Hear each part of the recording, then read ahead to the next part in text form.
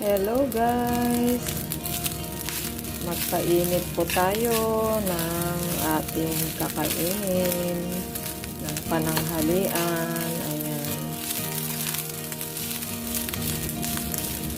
magkirog tayo na po eh.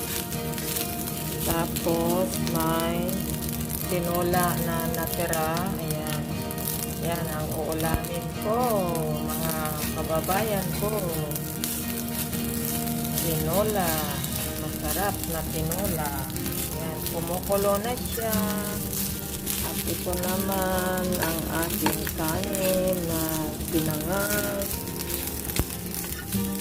Tinangag ba ang tawag? Kinirog sa Ilocano. Ayan po. At dahil nagugutom na si Inday,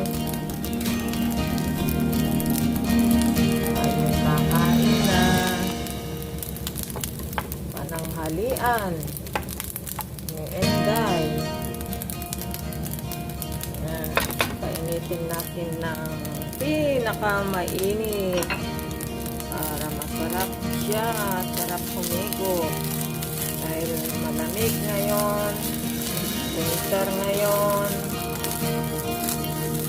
masarap maghigop ng mainit na sabaw.